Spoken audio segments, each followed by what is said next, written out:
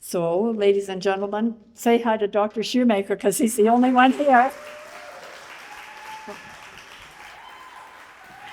And he's going to just say a couple of words while we wait for the rest to arrive. What did you say? You're going to say a few words while we wait for the rest to arrive. Okay. Thank you, Barbara, very much. So lovely to be here with everyone, especially Michael, and was so glad to hear of that recent court success in a somewhat unrelated, but still very much related check of whether the judiciary can do a fair job or not. And we deeply hope that they will do a fair job for Michael's presentation in court in October the 8th for Mark Trozy. It is only through success there that I would have any opportunity to recover my license when these legal tests are faced. So thank you, Michael, and thank you everyone for coming today. Please contribute to the needs that the team has at Justice for Medicine. Thank you.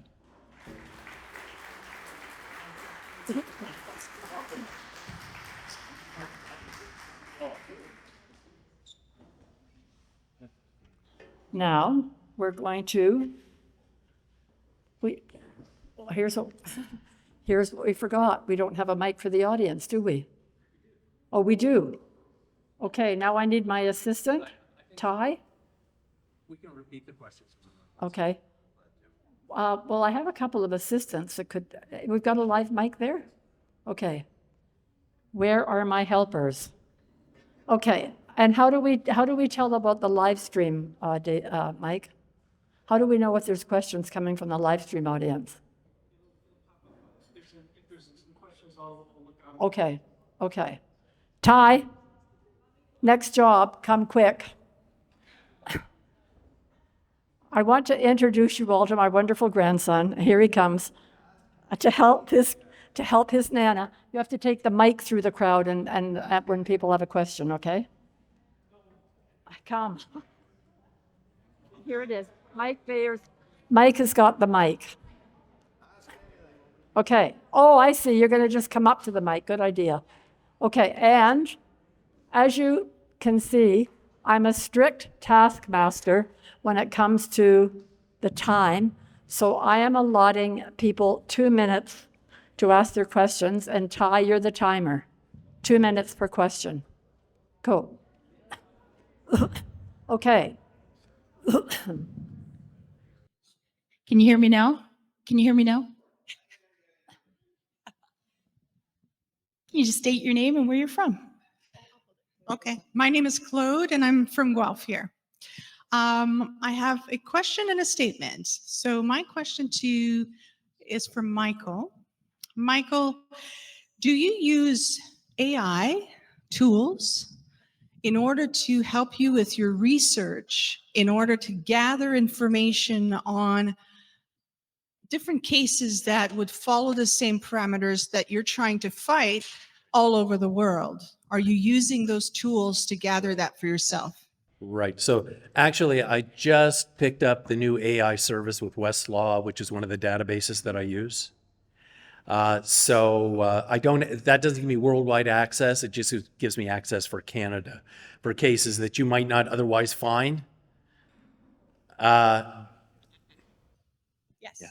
But when I'm saying that, I'm saying stuff like ChatGPT or Gemini or all these things that you can actually put a role of being a paralegal like you need and trying to find and locate other cases such as yours that have the same parameters all over the world. Well, I would certainly welcome help on that if somebody can.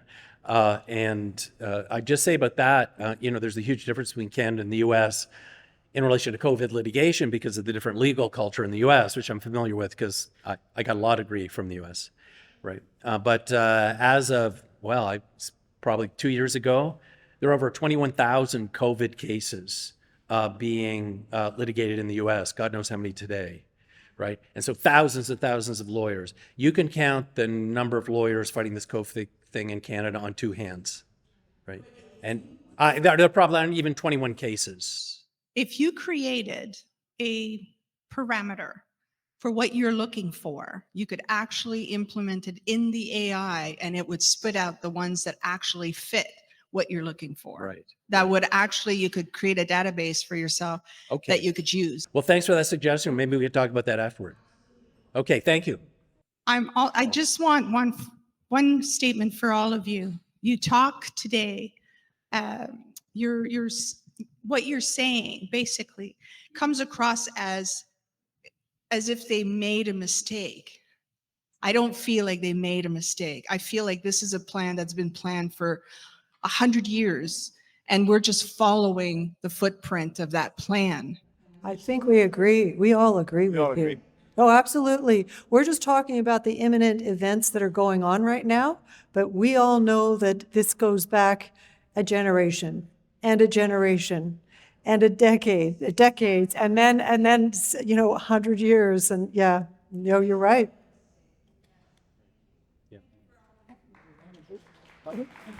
I've just got to jump in.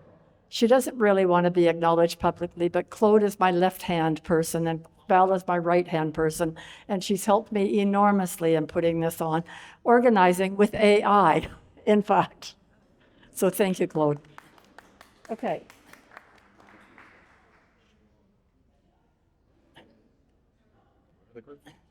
Here's one. Oh, okay. You just say your name and where you're from. Diane from Burlington. I don't want to eat it. For the doctors, could you expound on the future? Like, well, the future is now, but what they're planning for us now and how, are we going to treat that with ivermectin as well? Or what's up their sleeve next? Thank you.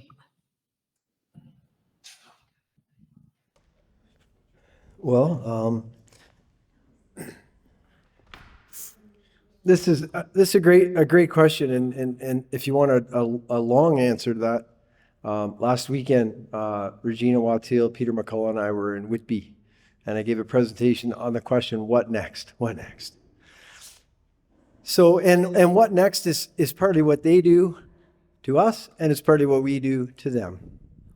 So what are they planning? Well, they're taking the crimes against humanity, the medical crimes against humanity that they committed over the last 4 years, and they're trying to make them legal.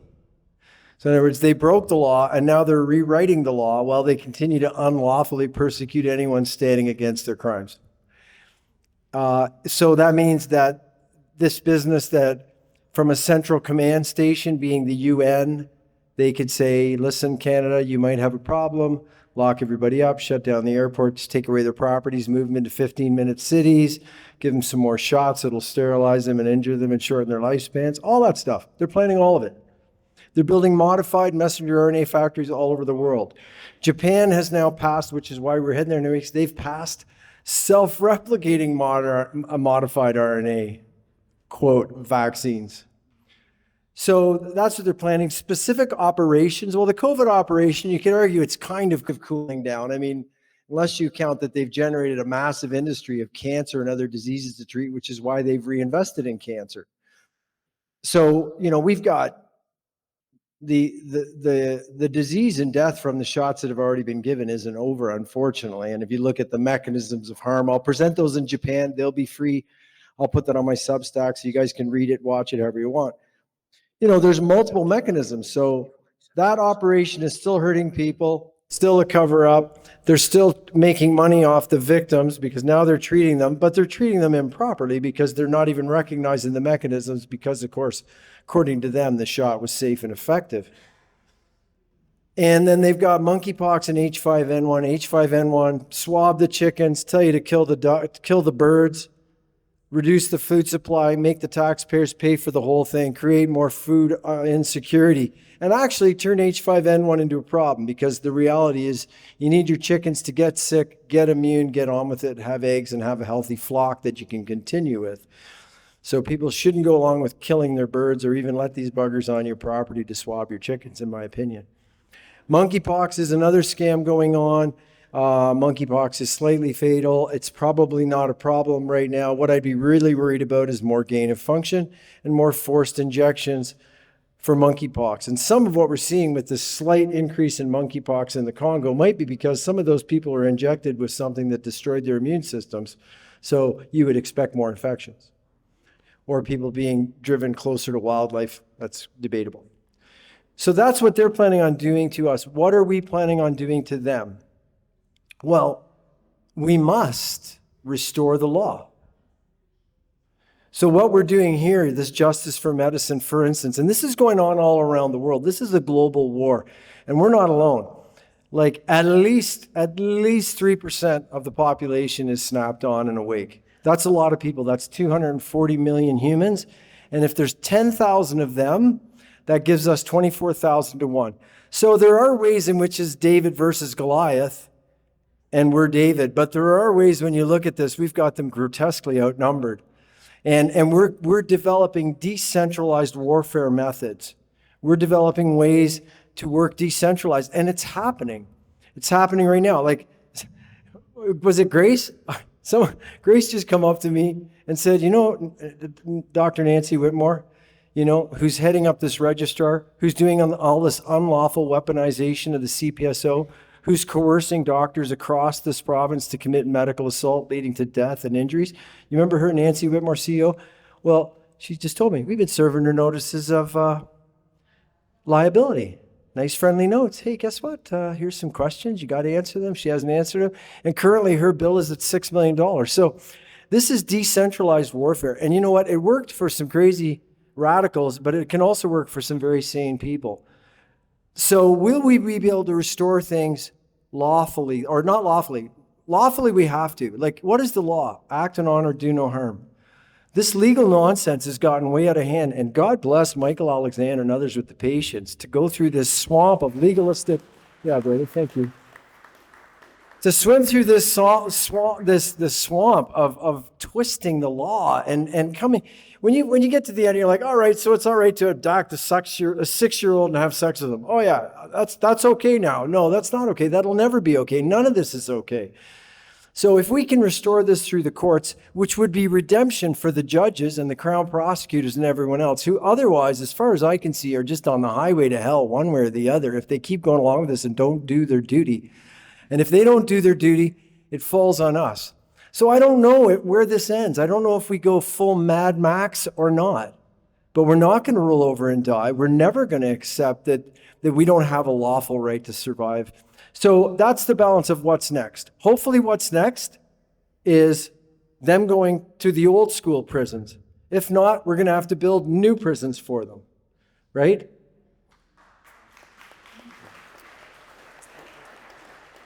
And keep an eye on my Substack. I put out some good advice about H5N1. I'll try to keep updating you guys with concise information. Like, by the way, ivermectin works for RNA viruses, which includes H5N1. So there's something handy as well. Thanks for the question.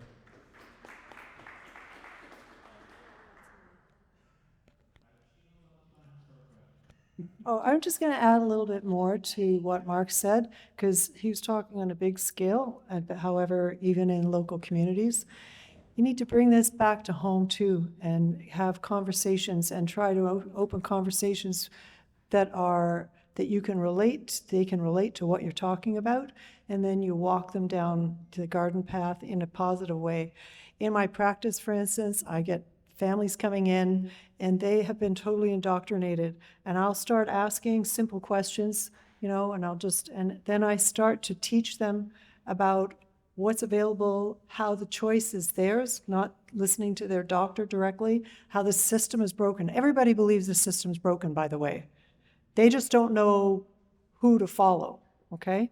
So when you can tell them, and certainly I know as a practitioner, I know they're going to respect more what I'm saying, but if you talk in the right manner with people, they'll listen to you. If you jump right down that rabbit hole too quickly, they won't listen to you. I mean, we'd all love to do that. And sometimes you get talking and they're like, oh, tell me more. And you realize, whoops, I got to be careful not to go too far, okay? Because otherwise it shuts everything down. But I get parents coming in where they are total disbelievers of, how their health can turn around. And when I start to talk to them and tell them that they are empowered to make their own choices, that the system is broken, and talk to the healthcare practitioner, but you don't have to follow what they say. You must research everything. We've been indoctrinated to believe everything that's been served to us because that was the plan. So yes. And that's the grassroots way forward, is that we teach each other a simple way to actually learn how to learn again. So, a lot of us you're writing a Substack, I'm doing channels and health channels and trying to feed people information that keeps it on a simple level. So then they learn how to look for information, and it's simple, it's not complicated, and they actually find their pathway to good health, because that's number one. If you don't have your health, you don't have anything. And when you have good health, you have a good outlook on life, and you take this on more as a challenge rather than a torture, because this is the world we live in. And you know what? It's a little bit like let's talk on something positive, when you plan a vacation, okay, or plan a wedding. The planning, you go, oh my God, I can't wait till that day. I can't wait till I'm there. And you do this whole planning. You study this, you look into it. Look at when you plan to go somewhere new. Don't you research it, right? Anyway, you look into all of this. It's all wonderful. And then when you go there, it's over in a flash. And you realize the journey is actually the experience, is the greater experience. We are all on a journey right now. And I've got news for you. Our journey, this is our life. And the journey is the amazing experience that we're going to have. And look at what we're learning as we're moving forward. And we all keep thinking we want to get to that gold. We want to get to, the Holy Grail. But when we get to what we think we want to get to, we're going to keep going. Because if we stop the journey, it's a little bit like retiring. All of a sudden you start going downhill. So remember, this is the challenge. This is the life force. We are here feeding each other life force. Think of it like that, okay? Because it isn't just, this is a moment in time, we chose to be here. Yes to all of that, but the journey is our life. That is it, and don't ever stop reaching for more.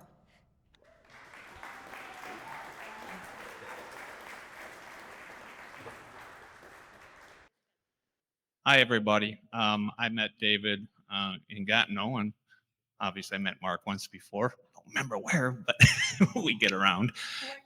My name is Randall Williams, and I'm the PPC candidate for Kitchener South Hespeler. And my question is for Jennifer. Is it true that newborn babies are immediately vaccinated? Yes. And two, this is more for you, Jennifer, and possibly David. I have an autistic grandson. He's 2.5. And have you narrowed down which vaccines might cause autism, or is it a combination of vaccines? Thank you for your time. No, my pleasure to add some information for you. Yes, newborns are vaccinated. They're now giving hepatitis B vaccines to newborns. And how do you get hepatitis B? Infected IV drug users and inappropriate sexual activity. So it really makes no sense why they're giving it to newborns. There's a series of vaccines children are getting under 9 months now. And as I mentioned, even by 9 months of age, I'm hearing parents say that they're seeing a change in their child's behavior. More of them used to be at 2, but it's changing because the vaccine regimen is changing. Back in the 70s, his name is, I'm at a loss for his name right now. He challenged. Whitfield? Yes.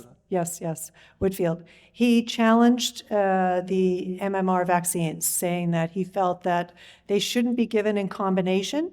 Would they consider breaking it up and doing one vaccine a year, especially with the measles vaccine is an active virus?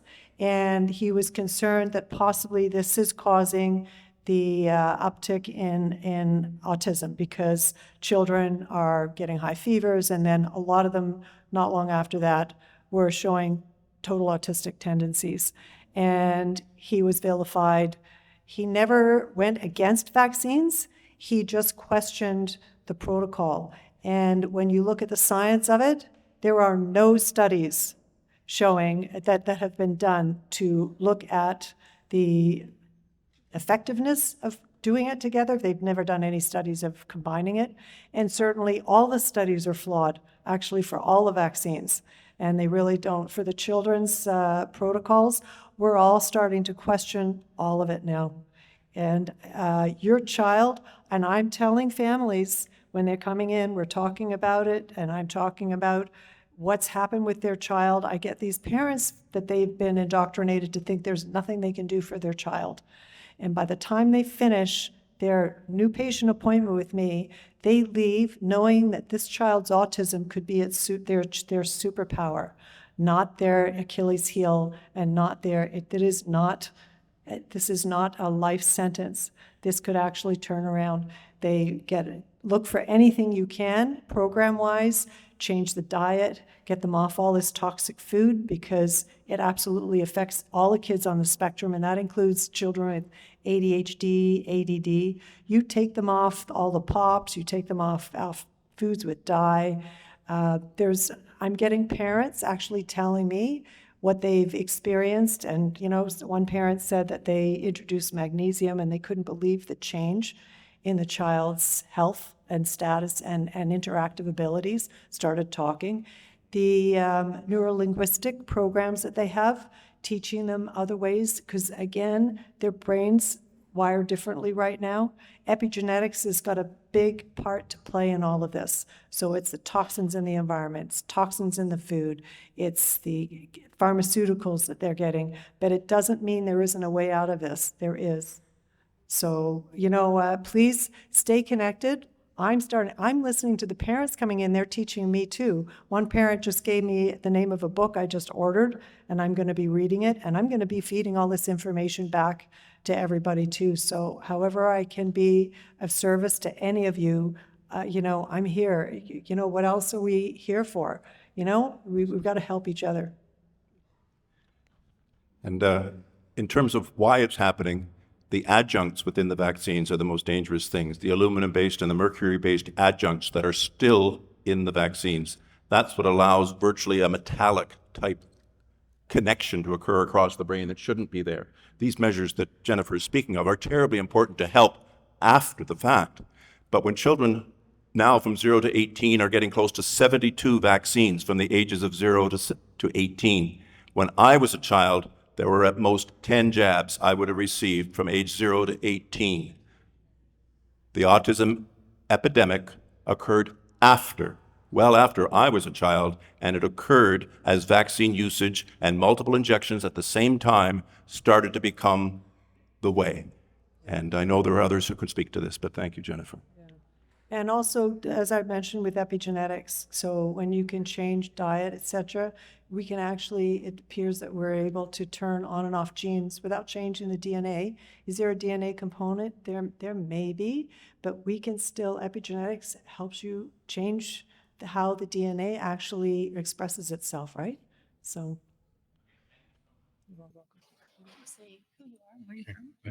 Hi. Hi, I'm Tom Bartlett. I'm from Dundas. Just thank you to all of you. You're true Canadian heroes, and we just thank each one of you.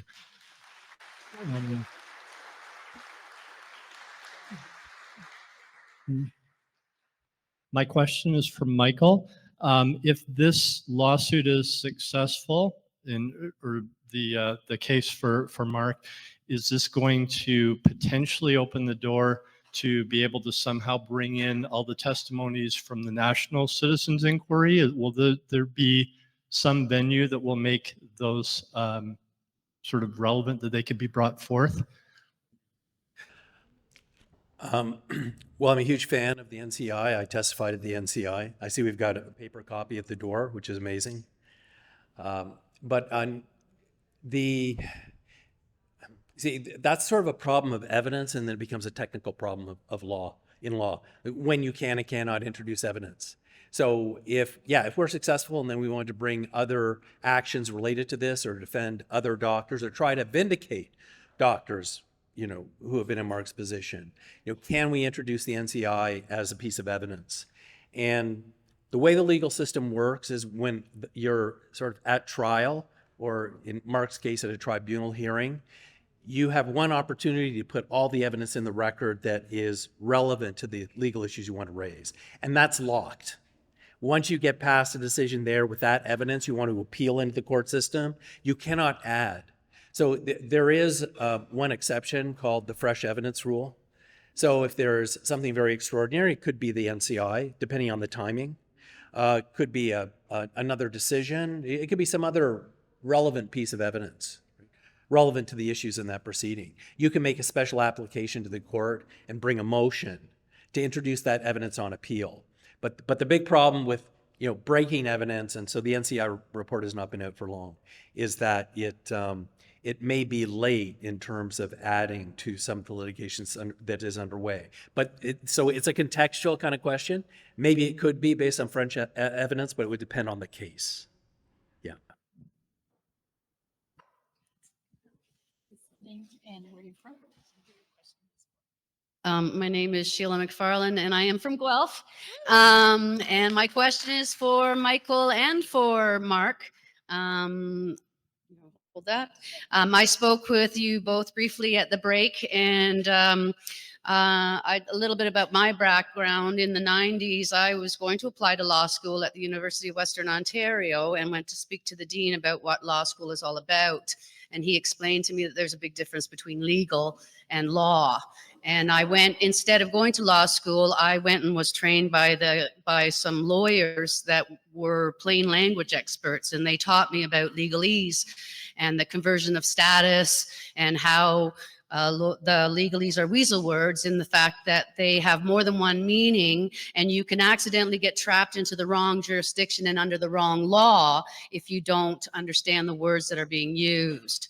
So I've been 30 years in this and traced it back to how the United Nations is using public-private partnerships to flip jurisdiction at the local level, and that how they remove the public. And what you said, Mark, about how to restore law, they actually remove law at the local level by applying inferior municipal legislation to denut a mayor from being a sheriff, lawful sheriff, and head of government, and they turn him into a global mayor as a head of council in a United Nations patsy. And that's how you get flipped and all your taxes get dumped into the global agenda, and you get on the agenda, and it starts at the local level. And people here know me and my work, and I was just saying that now COVID has exposed the legal name fraud.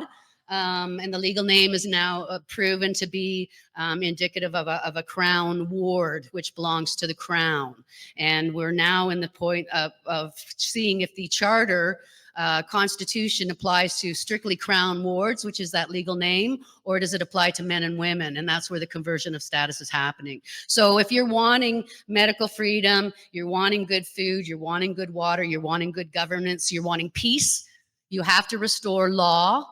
And the only officer of law that you can make, according to the Criminal Code of Canada, that is not legal, would be a mayor. If you look on the definitions of peace officer, a mayor is defined as a peace officer under the proper oath to the public, not to the crown corporations, i.e. the province, or the service corporations like the city of Guelph. So why I ran for mayor in 2022 was not to win mayor of Guelph.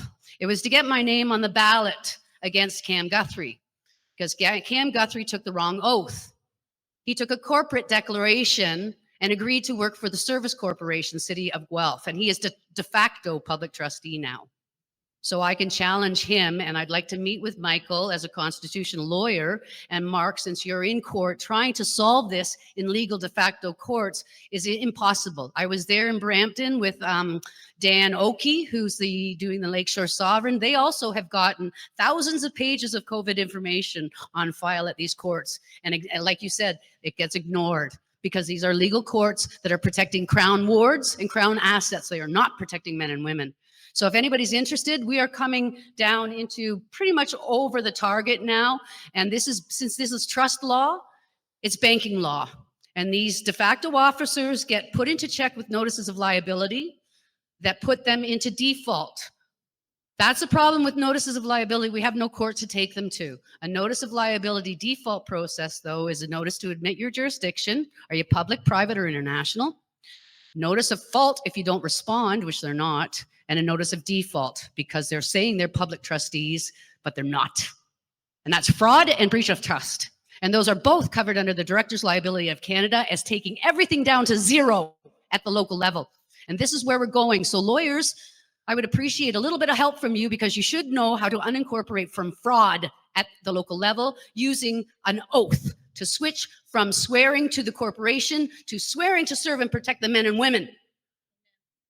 Thank you. Right, I know. Well, I've looked into this question of oaths that are taken at the federal level by politicians at the provincial level.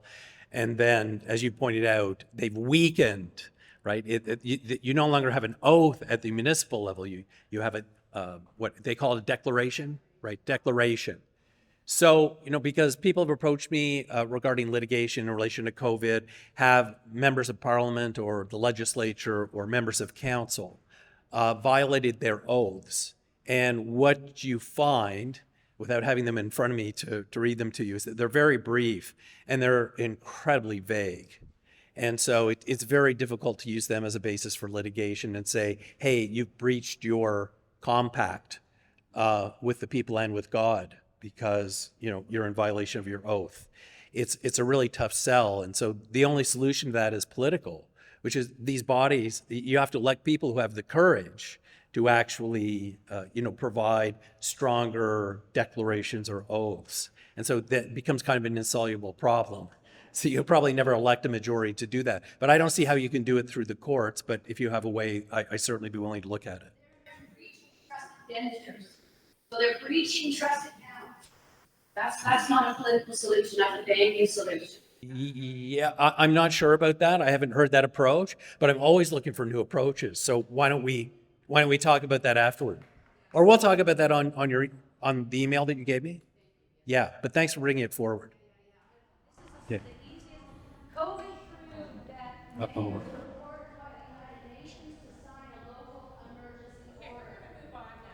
Yeah.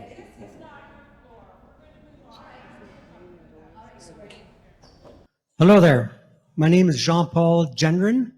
I'm from Waterloo, Ontario. I was born and raised in Chalk River, Ontario, pretty close to Mark Josie. This is for you and the rest of the panel. Pastor Artur Pawlowski said it best.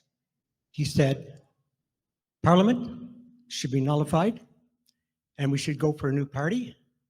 That proves only one thing, PPC was with us all along. And for that, we should be Maxime Bernier. The end. That would be the start of doing something for all of Canada, in my personal opinion. Thank you. Oh, thanks, Paul. If you could, because the way the speakers are here, up here, it's hard to hear. There's a weird echo. So that's why you probably see us struggling to understand the question. Could you just repeat it? It's not your fault, it's the speakers.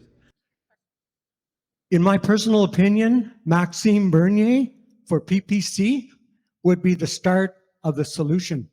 Yeah. Right? Correct? Sure.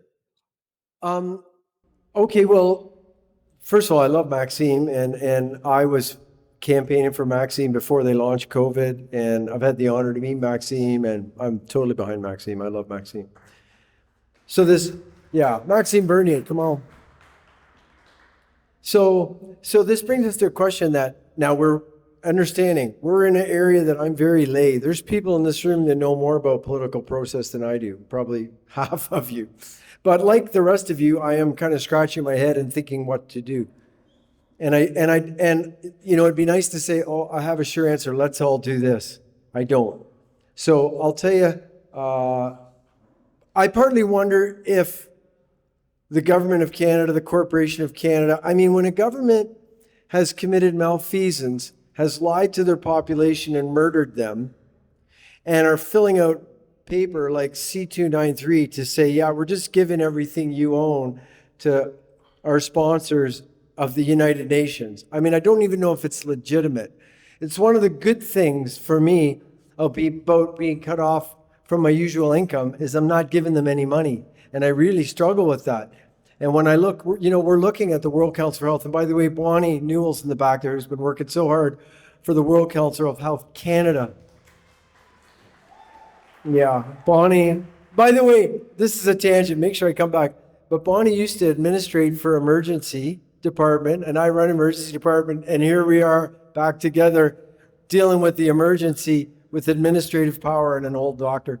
So on the one hand, I mean, I really struggle with the concept if the government's legitimate at all, if the solution is elections. And I think, well, if I have a bad employee, these people in office are supposed to be our public servants. And we're the ones paying the bill, so that's who they work for, or we should stop paying the bill. And I know that's complicated. But if you have a bad employee, they're still your employee. And if you haven't fired them yet, or you're stuck with them because of a union thing or whatever, they're still your employee, and you should still, bad employees, you got to walk behind them and crack them in the ass more than the good ones. So the people that are in our office right now, we should be holding their feet to the fire, regardless of the next election. I don't care if you're an NDP or a Liberal or Conservative or PPC or Independent. You should not be participating and complicit in mass murder and fraud, and that's what all this is. So that would be, thanks. So Paul, that would be part of my solution. And when I think about where to go electorally, I'm torn, and I'm going to be totally honest. So on the one hand, PPC has been my party of choice. And I realize there's struggles to that. As well, the independent movement, I find that very interesting. The idea that hey, what if we say no more parties? What if we say, if you want to be elected, you can't run for a party. We'll only vote for independents. Because that's the problem. Why are there parties? Why do we, instead of electing someone to represent our region and to go with everybody else and do a good job running the country, we end up electing an organization, and we're not even voting for the person we're voting for. Who are you really voting for, a party or your representative? And I think whether the independent movement is the way there or getting to know your representative, that seems like a valid point. Now, to give the Conservatives a bone on this, Colin Carey and Leslyn Lewis and a few others have demonstrated actually doing their job. And I'm extremely blunt, by the way. I believe in the truth. So I just say it like I call it. And if I don't know it, I don't know it. So does that mean that Pierre Poilievre would hold the line and that the Conservatives would hold the line? I hope so. But we've been through the puppet show for a long time, and it's always concerning. But I will say that there are a few sitting politicians, Colin Carey, Leslyn Lewis in particular, that I'm going, hey, great job. My last thought on this would be, I think this whole government is completely illegitimate and has been since February 2017. I'm going to hand this over. Because in February 2017, the top authority of the law in this country, the Minister of Justice, who no one is allowed to overrule on matters of law, she held a press conference in the Senate. She pointed out the Justin Trudeau regime was committing obstruction of justice, which is a major federal crime. And somehow they managed to maintain the building and kick her out, and that's illegitimate. I personally, if you said, Mark, what's the solution? I would say Jody Wilson-Raybould is in charge right now, and she always has been, and she should be the person that is allowed to figure out what is to be done legally and how we're to reestablish democracy in Canada, because we currently don't have it.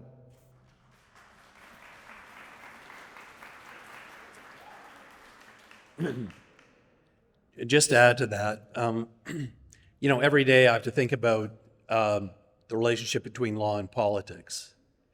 And what we're doing right now with our cases, this is not the optimal way to go, but it's the only avenue we have open at the moment. But there are very simple and clear solutions to the problems that we've been facing during COVID. The political solutions are much easier than the legal solutions. So, for instance, we've got this Regulated Health Professions Act in Ontario, which has been creating mischief for doctors and patients for 30 years.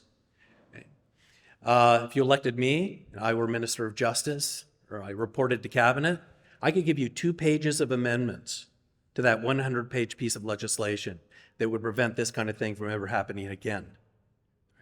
If you took all of the administrative bodies in this province and you said, anytime you challenge them in court, it's going to be on the standard of correctness, that would solve 90% of our problems. That would require a simple act of the legislature. So, and then the Charter of Rights, because it's been so weakened over time, we don't have to go with the Charter of Rights. There's an opt-out provision in the Charter. A province can decide, a government in a province can say, no, we don't want the Charter of Rights anymore, it's not effective. And then they could pass their own Bill of Rights, like the old Bill of Rights, which they have in Alberta, for instance, and then have all things adjudicated under your own provincial Bill of Rights without this qualification of Section 1 of the Charter, which allows government to get a second kick at the can and try in an effort to justify overriding your fundamental rights. So these are all actually easy political solutions. It just requires people to speak up. And, there are some people who want to do things like this, and I would point to Derek Sloan of the Ontario Party. But if we could just get somebody or a group of people elected who want to take the easy political path instead of this tough legal path, we could solve most of our problems.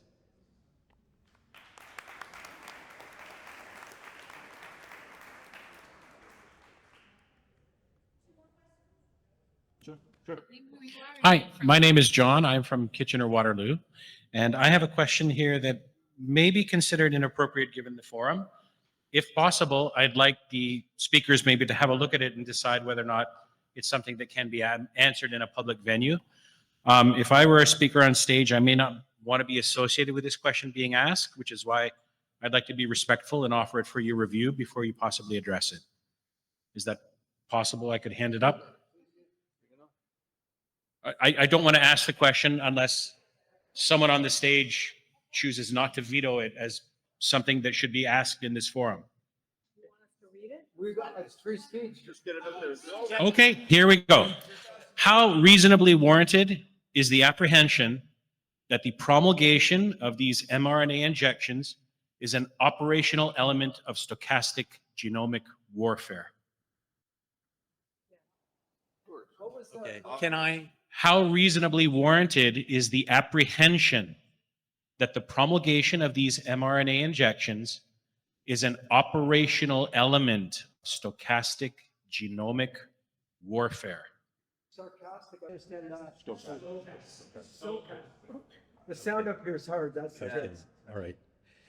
So, it's sometimes hard to make sense of everything that's happened to us over the last 3 years and to see how all the moving parts fit together. And I recently heard an interview with Dr. Michael Nels, who has written an extraordinary book called The Indoctrinated Brain. And he says that this whole thing, what we've just been through, is about control. Top-down control. So he's a PhD neuroscientist, a specialist in Alzheimer's disease, and an MD. He's from Germany.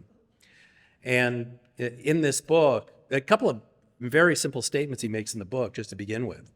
One, it was well known in science that spike proteins attack the hippocampus, right, which is the seat of what he calls autobiographical memory.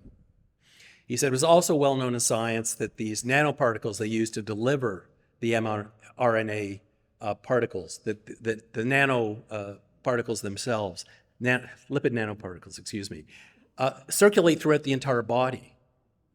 That's well known. So he said, really, what these shots are about in the end is an attempt to degrade your autobiographical memory seated in your hippocampus so that you have a weaker sense of yourself and you are unwilling or you're open to the messages of propaganda and you are less willing to challenge authority. Now, as to whether he's ultimately right about that or not, it's the best synoptic explanation I've heard so far for what we've been through.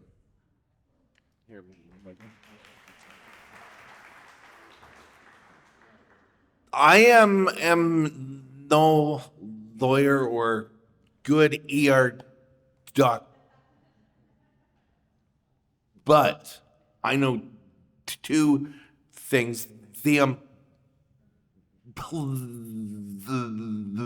plasmid chosen was picked on purpose, and it's a gene therapy plasmids. So is there intent there? It's not a coincidence they picked this. And two, on the Pfizer plasmid, if you encode forward, you get spike. The whole reverse orf, if you encode things reverse and transcribe things backwards, is a complete open reading frame for spid growing silk-like proteins.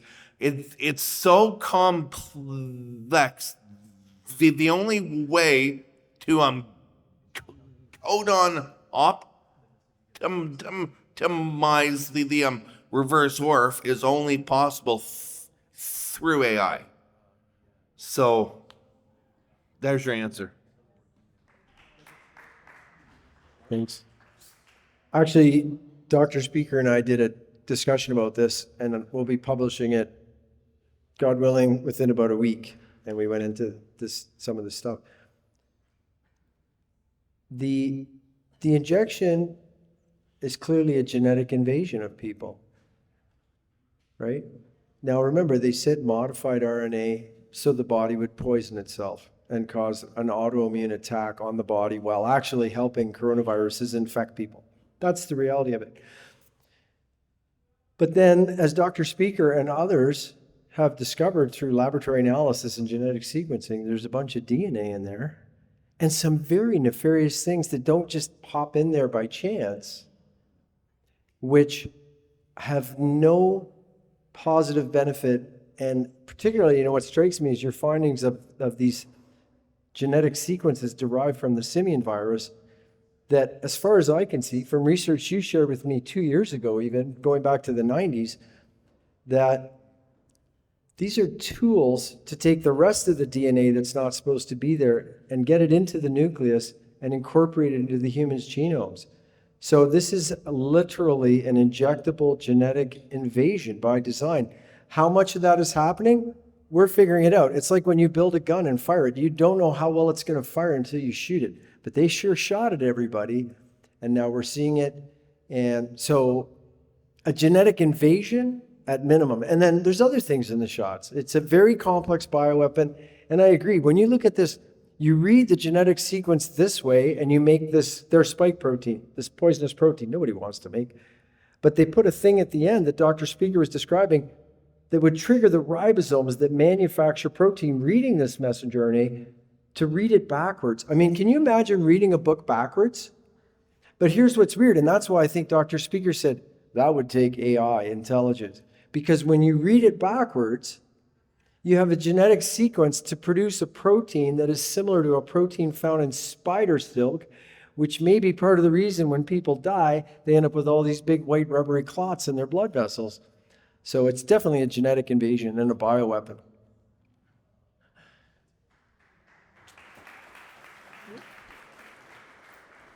One more? Okay, one last question. My name is Rose, and I'm from Flamborough. It's a question for Dr. Shoemaker. How safe is ivermectin? Well, it's been proven safe for 45 years. That's pretty safe.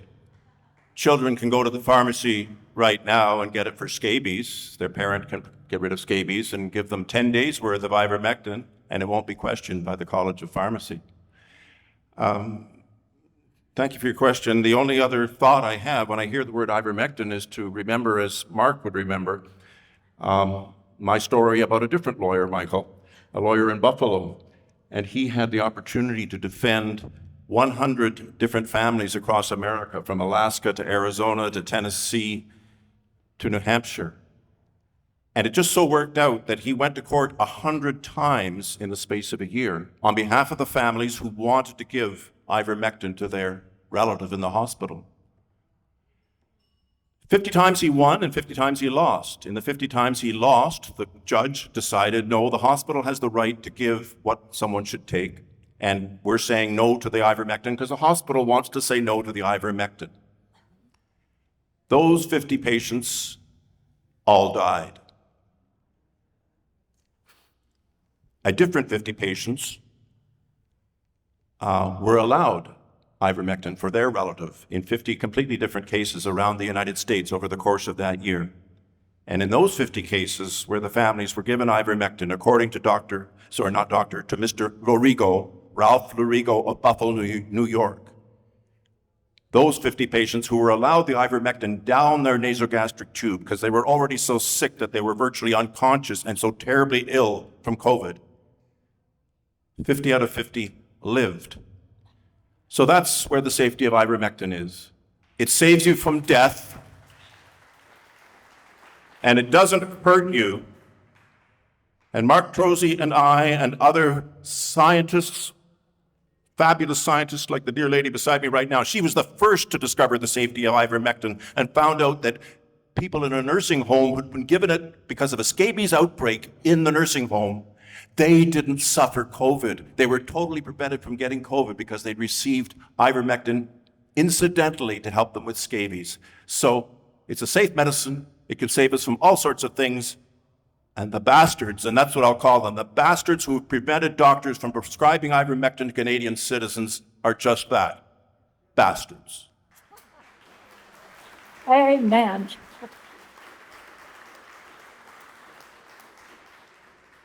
Okay, thank you very much. So I am going to wind up with some closing remarks, and I want to start by saying I hope that you stopped by and met Robert at the Do Not Lie, they lied.ca. I certainly see some of you have been there because I see the hats. I just have to say that Robert is such an inspiration. He's out every single weekend and has been for 3 years to help the public know a little bit more about what's going on. I'm sure if anybody wants to help him, he'd be happy. I've started going out and helping him. And he helped us promote this. So I feel so grateful to these wonderful people who have participated today in this symposium.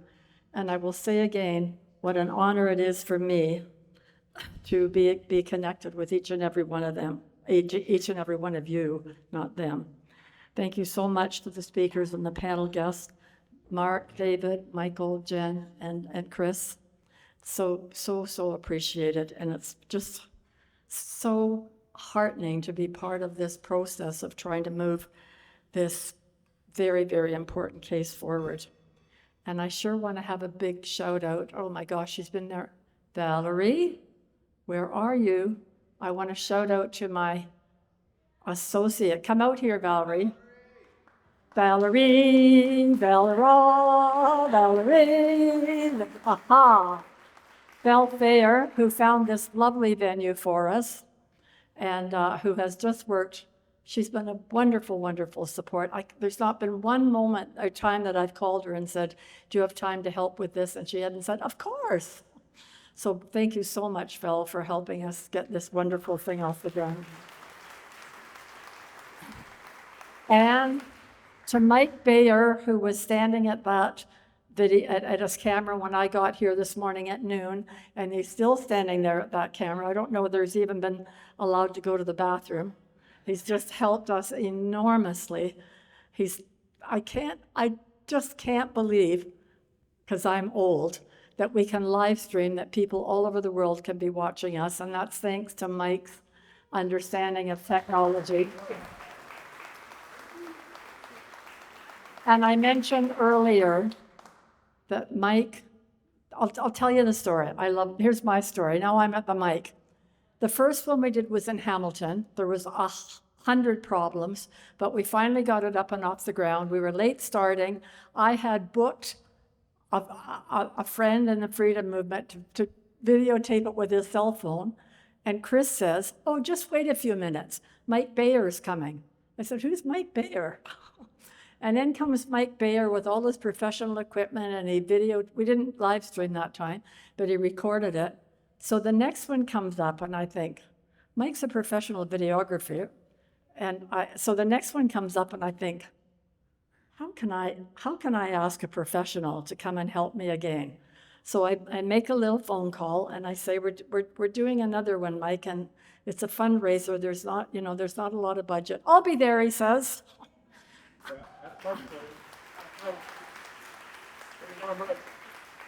And then we did one in my backyard, and I was afraid of rain. And Mike came with his brother-in-law and put tarps all through the trees for me. So he's been an enormous, enormous support to help this cause. So, as you can imagine, there's numerous other people who have helped, and I'm not going to mention them all. I know many of the people in the audience today personally, and by the time we end tonight, I'm going to know more. And one of the reasons that we decided to do a potluck supper, which, as you can all imagine, adds to the work, but both Val and I thought it was really important that you have a chance. I saw how much you enjoyed speaking to the speakers. I could hardly get the coffee break to end. Are you all able to stay? Everybody can stay and talk with people? So they're going to stay. They're busy people, and they're going to stay so you can talk with them, but also so you can talk with each other, because the energy that comes out of us sharing and talking with each other restores my soul, and I'm sure it does yours as well. So I mentioned in the introductory remarks how important I think it is to bring people together, which is one reason I've worked hard on these symposiums. So I want to tell you, if anybody's within driving distance to Burlington, or if you're in Burlington, I have had a monthly meeting going at a restaurant for the last year, and now we've outgrown the restaurant. And I have found, it wasn't easy, but I found a church where we're going to do a monthly potluck dinner on the last Friday of the month. And we're starting on Friday, September 27th. And because it's not quite as big as this, but it's a very good sized venue, and there's room for everybody. And I'm asking those who can do it easily to kick in $10 to help defray the cost of insurance and renting the place. But I think after a couple of times, it's only $300 to rent it. So if we get a few people coming, pretty soon it'll be $5 to kick in. Anyway, if you're interested in knowing more about it, make sure your email address is on the sign-up sheet that Linda's got at the table. And I'll put you on my list, and I'll let you know when we're doing it. And I hope next month, if people are in agreement, it turns out we can get a copy of Protocol 7 and show it on the little TV in the church basement. You know, it's not a huge TV, but we can all watch it. So we'll think of things to do together, not just talk, but things that might be important and information that we want to share. So thanks to all the helpers in the kitchen. There's a beautiful spread behind you. And thanks to all of you for your contributions of food and desserts and all sorts of delicious looking things. So in a minute, I'm going to invite you to go and start, but I do want to remind you yet again that the donation jar is on the table, and every dollar that's donated will go directly to pay for the expenses to get this extremely important case through the courts. And Michael and I just checked on the phone. The phone app doesn't show the address if you prefer, as many of us do. Cash is great, but anybody that was thinking of an e-transfer, if you prefer a check and want to mail it to Justice for Medicine, the address is on the website. So I guess I just want to say, together, we're all working towards the goal of trying to win this very, very, very important case. And every single person who's attended and every single question and all of the discussion is helping us move to that direction. So thank you, everybody, for your support.